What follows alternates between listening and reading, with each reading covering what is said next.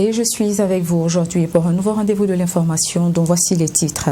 Rentrée universitaire 2020-2021, la plateforme Campus Faso présente des irrégularités. Des centaines de préinscriptions en ligne ont été rejetées. Signature de 2 accords de financement entre le ministère en charge de l'économie burkinabé avec l'Union européenne et l'Agence française de développement. Les secteurs de l'éducation et de l'énergie en profiteront. Au Mali, le mouvement M5 RFP lance un appel aux Maliens pour une manifestation populaire en vue de recadrer la transition. Plus de précisions dans ce journal. Je suis ravie de vous retrouver. Bonjour et merci de nous rester fidèles. La plateforme Campus Faso, annoncée comme une innovation pour les inscriptions des étudiants dans les universités publiques, n'a pas facilité les choses chez certains.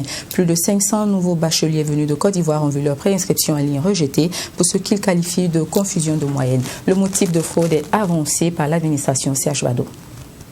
Ils sont plus de 500 étudiants qui ont vu leur préinscription sur la plateforme Faso Campus rejetée. La raison avancée par les étudiants, c'est la confusion au niveau de la moyenne, selon le président national de l'association pour l'intégration des élèves étudiants venant de l'extérieur, Salif Rouamba. Les difficultés liées à la plateforme, il faut dire que la plateforme présente 3 phases. La première phase, la création d'un compte, et la deuxième phase, et le dépôt des dossiers, et pour finir, la troisième phase maintenant, le paiement des frais d'inscription. Alors, pour la première phase, je pense que beaucoup ont pu le faire, créer un compte, avoir le code INE, le mot de passe également. Concernant la seconde phase, là où il faut minutieusement remplir les informations et là où il faut étudier cas par cas et mettre également l'accent sur, toutes les informations qui ont été données, c'est là que les enfants rencontrent des difficultés. Il y a une confusion que les enfants font malheureusement qui leur crée d'énormes difficultés. Et concernant les moyennes que les enfants introduisent sur la plateforme, il se trouve que quand on prend les attestations de réussite au niveau de la Côte d'Ivoire, par exemple, il n'y a pas de moyenne qui se trouve sur l'attestation. Alors que sur le territoire national burkinabé ici, cette moyenne est bien indiquée. Donc ça facilite vraiment la tâche de ceux qui sont ici d'insérer la moyenne qui est demandée. Alors que de l'autre côté, les moyennes sont perspectives que sur les bulletins. Pour la directrice générale de l'enseignement supérieur Bintou Sessouma, la confusion au niveau de la moyenne avancée par les étudiants ne saurait être une raison valable. Pour elle, il suffit de diviser la note totale par le coefficient pour obtenir la moyenne du bac. Et lors de la vérification des informations, nous nous sommes rendus compte que un grand nombre d'étudiants avaient mal renseigné les informations relatives à la moyenne obtenue au bac. Ces étudiants ont inscrit sur la plateforme leur moyenne annuelle. Si je prends le cas particulier des bacheliers de Côte d'Ivoire, il se trouve que sur le relevé de notes du baccalauréat, on rappelle les moyennes trimestrielles et la moyenne annuelle obtenue par l'étudiant. Et sur le même relevé, vous avez la note pondérée obtenue au baccalauréat. Mais je vous assure, moi j'ai vu le relevé, c'est écrit moyenne annuelle.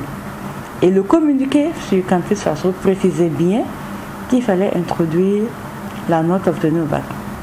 Il aurait juste suffi à ces étudiants-là de prendre la note pondérée et de le diviser par le total de coefficients pour obtenir la moyenne du baccalauréat. À la question de savoir si les étudiants sont rentrés en contact avec les premiers responsables du ministère en charge de l'enseignement supérieur, la réponse est oui. Et promesse avait été faite de trouver une solution, chose qui n'a pas été faite selon Salif Rouamba. Il faut dire que notre premier recours, on l'a eu à faire au niveau du ministère de l'enseignement supérieur.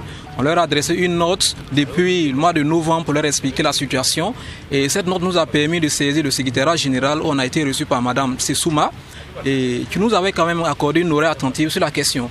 Et nous avait quand même promis de faire ce qu'elle pouvait faire sur cette situation. Mais depuis lors, c'est resté un silence, jusqu'à ce qu'on vienne même au niveau du Campus Faso, même voir les responsables, voir le DG même du Campus Faso. Et pour eux, il n'y a plus de solution pour ces enfants.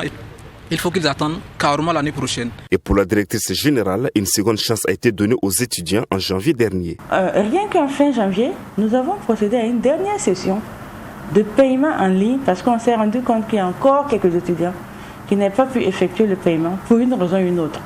C'est de nouveaux bacheliers, je le conçois, mais j'estime que lorsqu'on a eu le bac, on doit pouvoir faire la différence entre une moyenne annuelle et la moyenne obtenue au bac. Ça, c'est le minimum. Donc, s'il y a incompréhension, c'est bien de leur côté. Nous avons fait l'effort de les rattraper, d'essayer de leur donner encore une chance pour nous fournir les informations exactes. Donc, ceux qui ont été orientés et qui, par la suite, n'ont pas pu être inscrits, c'est parce qu'ils n'ont pas fini. Ils n'ont pas finalisé leur processus. Et donc, vous savez, c'est une plateforme d'orientation. À ce jour-là, toutes les universités ont récupéré les listes de leurs étudiants. Et la plateforme ne peut pas être ouverte permanemment à souhait. À un moment donné, dans toute université normale, il y a la période consacrée aux inscriptions. Et ensuite, on procède à autre chose. En ce moment-là, nous sommes en train d'effectuer beaucoup de travaux sur la plateforme parce qu'il y a d'autres logiciels que nous devons développer sur la plateforme. Et l'équipe qui est chargée de la gestion de la plateforme est passée à autre chose. Nous sommes obligés maintenant d'attendre les prochaines inscriptions et orientations de nouveaux bacheliers. Qu'à cela ne tienne, les étudiants espèrent une autre session d'inscription pour éviter une année blanche et également une assistance pour les inscriptions en ligne afin d'éviter certaines erreurs qui pourraient survenir. Le ministère en charge de l'économie burkinabé a signé ce lundi 2 accords de financement avec l'Union européenne et l'Agence française de développement. Ces partenariats viennent en renfort au secteur de l'éducation face à la pandémie du Covid-19 et celui de l'énergie pour le projet Yélène Sanata Serré. Environ 5,5 milliards de francs CFA, c'est la somme octroyée par l'Union européenne et l'Agence française de développement au gouvernement burkinabé en faveur du secteur énergétique.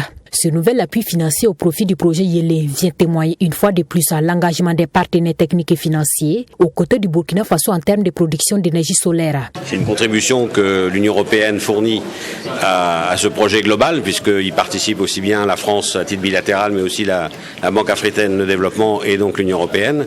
Donc c'est un projet très ambitieux qui au total fait près de 80 millions d'euros et sur lequel donc l'Union européenne vient apporter sa contribution pour pouvoir étendre les bénéfices de ce projet à davantage de populations burkinabé.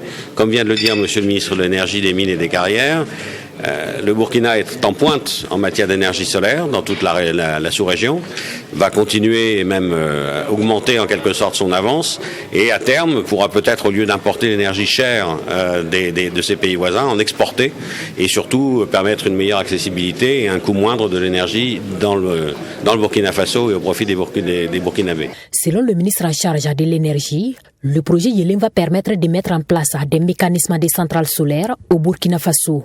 Il va se traduire entre autres par la construction de plusieurs centrales photovoltaïques, d'un dispositif de stockage d'énergie solaire et d'une densification du réseau électrique.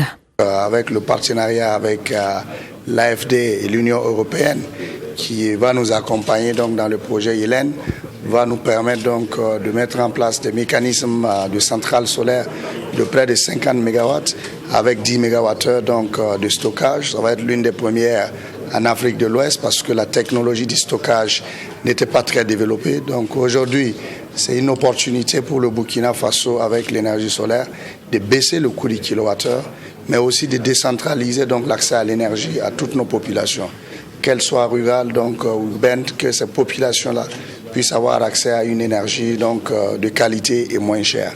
Pour ce qui est du fonds d'appui au secteur de l'éducation, il s'agit d'un montant de 7 millions de dollars, soit environ 3,7 milliards de francs CFA, octroyé par l'Agence française de développement dans le cadre du partenariat mondial pour l'éducation. Et quant à l'utilisation à bon escient de ces ressources, le ministre Stanislas Ouarou rassure. Et une partie de ces fonds va servir à la construction de forages dans des établissements qui est facteur de lutte aussi contre la pandémie, parce qu'il faut de l'eau pour respecter certaines mesures barrières. Ça va servir aussi à réaliser certaines latrines dans des établissements, certains établissements qui n'en ont pas. Et une bonne partie, un peu plus de la moitié, servira aussi donc à faire face donc, aux conséquences de la Covid sur le développement de l'éducation des filles, en termes de kits d'hygiène, en termes de mise à disposition de savons, etc. C'est donc environ 9 milliards de francs CFA que l'Union européenne et l'Agence française de développement ont accordé au Burkina Faso pour le financement de ces deux projets de développement. Suspension du mot d'ordre de grève de l'Union des chauffeurs routiers du Burkina, prévu du 22 au 26 février. À la suite de fructueux échanges avec le gouvernement, l'UCAB a revu sa position. Cependant, elle donne un mois au gouvernement pour respecter ses promesses et engagements. Abdelhaïm Tapsoba et Abdelhaïm Nini. L'Union des chauffeurs routiers du Burkina UCRB donne un mois au gouvernement pour respecter ses engagements. Pour la structure, l'évolution des échanges avec le gouvernement nécessitait une suspension de la grève annoncée pour ce 22 février. Si nous sommes arrivés aussi à suspendre la grève, c'est que syndicalement, quand vous déposez un préavis, s'il y a des échanges, vous mettez en stand-by le préavis. Mais pour nous, après les échanges, nous avons pu, à un moment donné, même signer un procès verbal entre le ministre et nous. C'est la raison pour laquelle on a jugé bon de suspendre la grève et en espérant que d'ici un mois, tout pourra rentrer dans l'ordre. Selon le premier responsable de l'UCRB, le gouvernement s'est engagé à trouver un seul représentant des transporteurs et à harmoniser les prix du chargement pour les chauffeurs conformément à leurs revendications. Là, vous voyez que sur le terrain, on trouve déjà deux syndicats, le Haut Conseil et la FITRB. Donc ce que nous, les conducteurs, nous souhaitons, c'est que le ministre nous dise si c'est le Haut Conseil auquel nous devons travailler avec, qu'il nous dise si c'est la FITRB, qu'on nous le dise. Mais nous, notre souhait, c'est vraiment d'avoir un seul interlocuteur au niveau des ports. On a demandé aussi à ce qu'on puisse harmoniser aussi les coûts de transport. Vous allez voir que les camions togolais qui transportent le fret de Lomé à Ouaga, ils font la tonne à 40 000 francs pour la partie togolaise. Et nous, burkinabés, qui avons les camions burkinabés, on nous donne à 35 000 francs. Donc du coup, on a demandé encore au ministre s'il pouvait aussi harmoniser les prix, voilà, pour que nous aussi, nous ayons aussi le même coût que les Togolais. Donc sur ces deux points, le ministre s'est engagé et a vraiment résolu le problème. L'Union des chauffeurs routiers du Burkina met en garde le gouvernement contre le non-respect des engagements pris et menace donc de passer à la vitesse supérieure si toutefois rien n'est fait au bout de l'échéance donnée. Les tisseuses de la localité de Zegetse dans la commune de Komsilga, tisseuses du Faso d'Anfani, le pain tissé burkinabé, pourront désormais vous offrir plus de choix en quantité et en qualité. Elles ont bénéficié ce dimanche de 80 métiers à tisser, un don offert par le conseiller municipal de Zegetse et le président de la Fédération des associations de commerçants du secteur informel. C'était au cours d'une cérémonie que vous découvrirez dans ce reportage de Fatima Tanikema. Le Faso d'Anfani, ce pain que bon nombre de Burkinabés arborent fièrement ces dernières années, est tissé pour la plupart du temps par des femmes. Elles sont plusieurs à faire du tissage du Faso d'Anfani leur principale activité génératrice de revenus. Une activité qui n'est pas sans difficulté, notamment le manque de matériel adéquat et de financement. Elles sont plusieurs tisseuses du village de Zegetse qui louent le métier à tisser à 1500 francs le mois ou toutes les 2 semaines pour réaliser ces pains.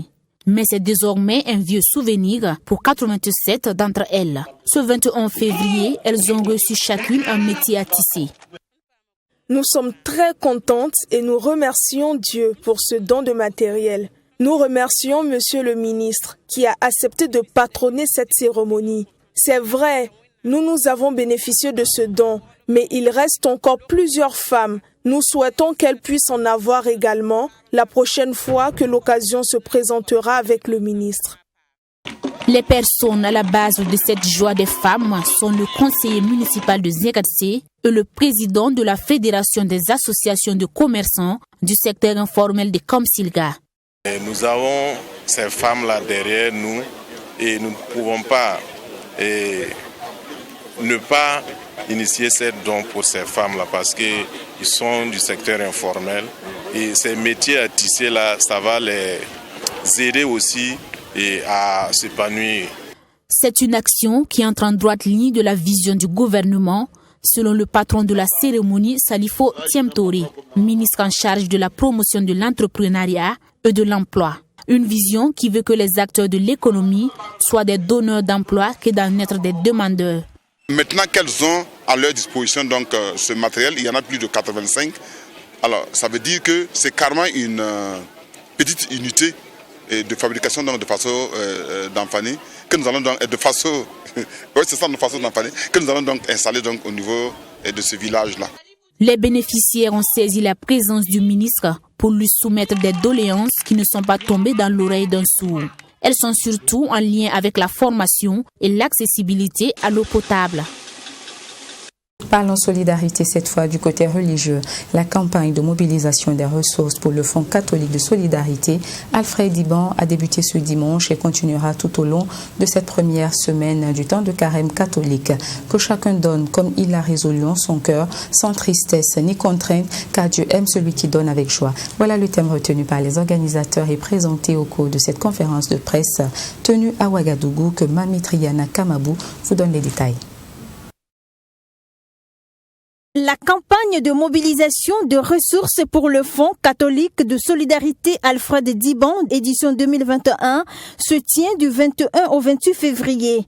Durant une semaine, des collectes de fonds et des ressources sont prévues et une quête le dimanche 28 février prochain dans toutes les chapelles, églises, institutions et structures de l'église Famille de Dieu au Burkina Faso.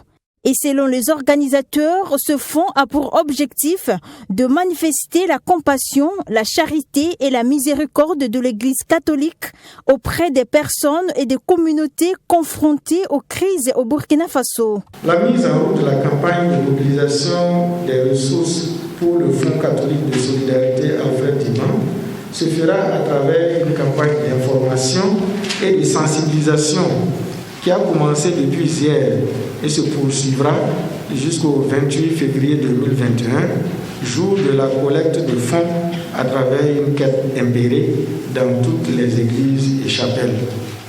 Mais toute la semaine, toutes les bonnes volontés sont invitées donc à donner ce qu'ils peuvent de bon cœur, car Dieu aime celui qui donne avec joie. Le Fonds catholique de solidarité Alfred Diban est ouvert aux contributions de toutes les sources approuvées par la conférence épiscopale Burkina-Niger. Tous les chrétiens et toutes les personnes de bonne volonté sont appelés à contribuer. Les collectes de fonds sont annuelles et ponctuelles dans les 15 diocèses de l'Église Famille de Dieu au Burkina, auprès de la diaspora et des amis du Burkina Faso. Nous encourageons les entreprises à contribuer et à participer à cette campagne de mobilisation des ressources. Ce serait pour elles une très belle occasion d'exercer leurs responsabilités sociales. Nous remercions déjà les entreprises qui ont déjà contribué et invitons celles qui hésitent encore à bien vouloir le faire. La recrudescence des crises humanitaires et la vulnérabilité accrue de personnes à des situations de catastrophe sont entre autres les raisons de la création de ce fonds. Il a été mis en place le 28 novembre 2018 par la conférence épiscopale et sa mise en route a été confiée à l'OCADES, Caritas, Burkina.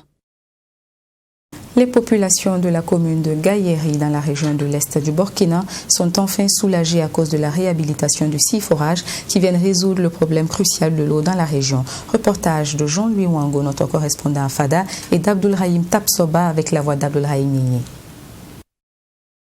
Ce sourire traduit la joie de cette population de la commune de Gaïeri pour qui les grandes corvées pour avoir le précieux liquide relèvent désormais d'un vieux souvenir. 6 forages qui étaient hors d'usage ont été réhabilités grâce à Burkina Faso Regional Programme BFRP. Un projet qui intervient depuis 2 ans dans la région de l'Est et financé par l'USAID. Le secrétaire général de la mairie de Gaïeri ne cache pas ainsi sa satisfaction. Et quant à l'entretien de ces ouvrages, il laisse entendre que des mesures ont été prises. Il faut dire qu'au-delà de la question de l'acquisition, de la réhabilitation des ouvrages, il y a la question de la gestion.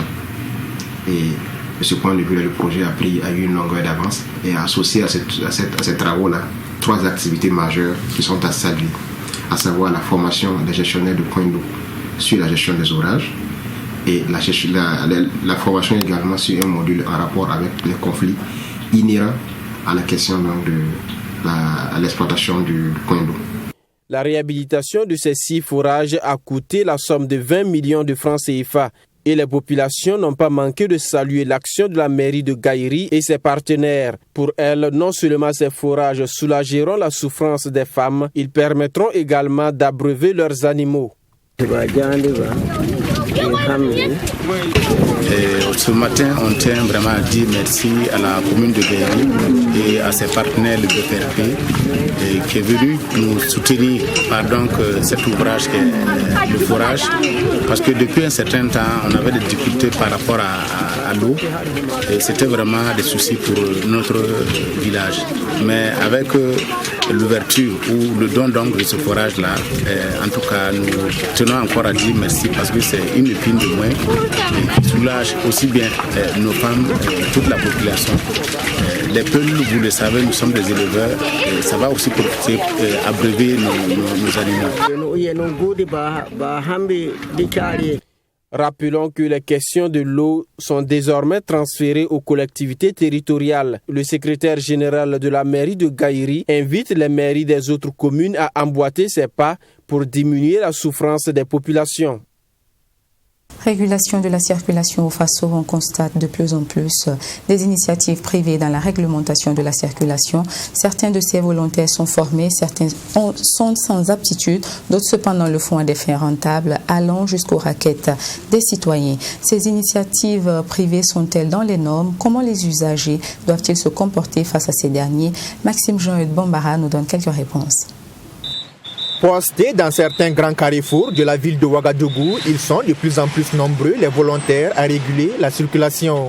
En plus des VADS, des personnes organisées en association, à l'image de l'association One Village, tentent tant bien que mal d'apporter leur contribution pour la fluidité du trafic aux heures de pointe. Mais le rapport entre les usagers et ces volontaires censés aider dans la réglementation n'est pas toujours au beau fixe. Nous sommes 20 personnes sur ce carrefour-là et malgré les 20 personnes, on a des difficultés pour faire comprendre à certaines personnes comment ils doivent s'arrêter, comment ils ne doivent pas s'arrêter. Mais c'est des injures qu'ils nous fassent. Souvent quand ils nous insultent, nous aussi on les dit, toi aussi. Quand tu nous insultes, nous aussi on te dit, toi aussi. Voilà, souvent il y a des réactions bizarres entre nous et ses usagers. À côté de ces associations qui bénéficient de l'accompagnement de la police municipale en conseil et formation, il y a ceux qui, sans aucune formation, profitent de l'absence ou du dysfonctionnement des feux tricolores pour réguler la circulation. Mais loin de réguler le trafic, ces derniers font de la réglementation un véritable fonds de commerce, comme ici devant la pédiatrie à l'intersection des avenues Tansoba et Charles de Gaulle. On est obligé de le faire, puisque si on est arrêté, ils croient que c'est la mairie, ou bien si on nous a embauchés, pourtant ils ne nous ont pas embauchés. Donc on est obligé de tenir souvent des petites boîtes. Ou bien on ne demande pas tellement comme cela, quand on arrive, on te salue, toi-même tu comprends déjà, si tu vas donner quelque chose, tu donnes, si tu ne vas pas donner, tu soulèves ta main, on continue devant. Tu as donné, on te remercie, tu n'as pas donné, on te remercie, on ne force pas quelqu'un à donner aussi. Les carrefours semblent même être repartis par ces initiatives privées, chacune régnant à mettre dans son territoire.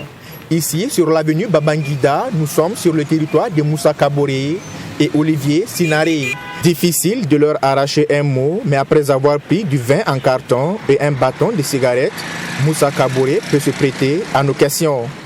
D'autres donnent, d'autres aussi ne donnent pas. Bon, je peux avoir 3 000, 2 000. J'aimerais laisser ce que moi je fais, parce que je fume des conneries. C'est bien vrai. J'aimerais laisser. Ça dit, c'est quelque chose qui me recule, quoi. Qui me fait reculer derrière. Pourquoi? Ça dit, si je gagne, je gaspille là-dessus. Nous n'avons pas été formés, mais les gens qui sont, tous ceux qui passent ici, savent que non, nous sommes là pour les aider. Nous réglementons, mais quand il arrive au moins les 11 heures, on commence à demander à les gens pour boire l'eau. On n'a pas de prix. C'est l'eau seulement on demande. Monsieur, s'il vous plaît, on demande pour boire l'eau. Gilet lumineux en survêtement, panneau de stop à main, sifflet accroché au cou. Les deux volontaires semblent à vue d'eux répondre aux conditions définies par la loi. Mais loin de réguler la circulation, les deux associés, postés d'un seul côté du carrefour, sont en pleine opération et en concurrence de raquettes. À la vue de notre caméra, l'on feint de réguler la circulation. La loi dit que la régulation de la circulation routière, ça ne se fait pas comme ça. Parce qu'il faut que celui qui régule la circulation routière d'abord soit identifié. Voilà, c'est pour ça que vous allez voir que les policiers portent des uniformes quand ils régulent la circulation. Les associations, bien sûr, qui sont reconnues et formées pour réguler la circulation, comme les VADS, vous allez voir qu'ils ont une tenue spécifique et des outils qui leur permettent de réguler la circulation, à savoir par exemple un dispositif lumineux si c'est la nuit, en plus avec un sifflet, et un dispositif par exemple réfléchissant comme le panneau qu'ils tiennent, stop qu'ils tiennent la journée pour pouvoir réguler la circulation. Mais ce que nous constatons que les initiatives ne sont pas bien sûr encadrées par ces genres de trucs, donc ça fait que c'est de la cacophonie. Du côté des usagers, le comportement de ces volontaires est diversement apprécié. Le soutien aussi, ce n'est pas facile, puisqu'ils doivent boire l'eau. En tant qu'humain, ce n'est pas facile. Mais je crois qu'ils devaient laisser les gens leur donner volontairement, au lieu d'importuner les gens à tout moment. Voilà. Chacun donne ce qu'il a, parce que ce sont nos petits frères. Ils n'ont pas de salaire, le gouvernement ne les paie pas. S'il y a des gens qui peuvent les aider, qu'ils le fassent. L'assistant de police Adama Pamtaba du service de communication de la police municipale, pour sa part, se veut clair. La réglementation de la circulation doit respecter des règles. La régulation, c'est pas comme ça. Il faut d'abord un mouvement préparatoire pour préparer l'usager à s'arrêter et après le libérer. Mais on ne peut pas sortir comme ça et puis commencer à arrêter les usagers dans le simple but de pouvoir raqueter. Maintenant, le problème, c'est quoi? Ça veut dire qu'ils sont en train de nous poser un cas de conscience. Voilà. Et généralement, ces cas de conscience, l'usager est mal à l'aise. Alors, ne vous sentez pas mal à l'aise. Vous n'êtes pas obligé de donner de l'argent à ces enfants-là. C'est en leur donnant de l'argent, au contraire, que vous les encouragez à persévérer dans ce qu'ils sont en train de faire. Donc, ce dernier appelle donc les usagers au strict respect du code de la route, au risque de voir leurs responsabilités engagées du fait d'un problème causé par l'action des initiatives privées dans la réglementation de la circulation. Allons du côté du Mali. Le mouvement M5 RFP a tenté de mobiliser ses troupes ce dimanche. Il a invité les Maliens à un vaste mouvement populaire pour recadrer la transition qui pour lui vit au détriment de la population. Cependant, un imposant dispositif policier et militaire a dissuadé beaucoup de militants qui ont rebroussé le chemin. Brahima Solo, notre correspondant au Mali. Le mouvement de 5 juin, Rassemblement des forces patriotiques M5 RFP, se signale à nouveau. En meeting ce dimanche, les responsables du mouvement ont été clairs. Sans le M5, la transition s'est vouée à l'échec. Nous sommes heureux de constater aujourd'hui le ralliement de l'essentiel des forces vives de la nation, y compris certaines forces qui n'étaient pas forcément d'accord avec le M5, autour du fait qu'il faut nécessairement rectifier la transition. Dans une déclaration lue par l'ancien ministre Mohamed Ali Bachili, le M5 RFP dit non à certaines pratiques adoptées par les autorités de la transition. Et quand on n'est pas d'accord, on dit non. Le M5 RFP s'adonne à la volonté du peuple malien à travers les prises de position de toutes ses composantes, dit non à la mise en œuvre intégrale et accélérée de l'accord d'Alger. Après plusieurs conférences de presse, le M5 RFP semble opter pour la confrontation directe avec les tenants du pouvoir et pour sortir le Mali de l'ornière, comme le pense le mouvement. Choquel Kokala Maïga dévoile les objectifs fixés par le M5. Les deux grands objectifs aujourd'hui, autour desquels l'ensemble des forces vives de la nation doivent se mobiliser, c'est de sauver le Mali. Le deuxième objectif central autour duquel les Maliens doivent se retrouver, c'est de faire en sorte que tout ce que les Maliens me reprochent à la gouvernance pendant ces 30, sinon 40 dernières années, qu'il y ait des assises de la refondation pour tracer un nouveau cap. Le vendredi 19 février, devant le Conseil national de la transition CNT, dont la dissolution est aussi exigée par le M5, le Premier ministre Mokhtar Ouane a décliné les 6 axes du plan d'action de son gouvernement. Pour le M5 RFP, le programme présenté devant l'organe législatif de la transition est fantaisiste. J'avais dit simplement que cette déclaration, c'est une opération de séduction. Vous avez vu tout ce qu'il a entouré, l'avant, après. Nous voulons des solutions. Les Maliens n'ont pas besoin d'être séduits. On a entendu ici nous parler du bon français pour nous impressionner. On n'a plus besoin de ça. On veut des solutions. Et ils n'en ont pas. Le meeting de dimanche, bien que perturbé par la présence massive des forces de l'ordre, a été un succès selon les responsables du M5 RFP. Un M5 RFP qui cherche un nouveau souffle pour revenir au devant de la scène politique. Et cela malgré le bras de fer que lui livrent les acteurs de la transition. Voilà, c'est la fin de cette édition de la mi-journée. Cynthia Pascal Hillet vous retrouve pour le 20h. Excellent après-midi sur la plus chic des télévisions du Burkina.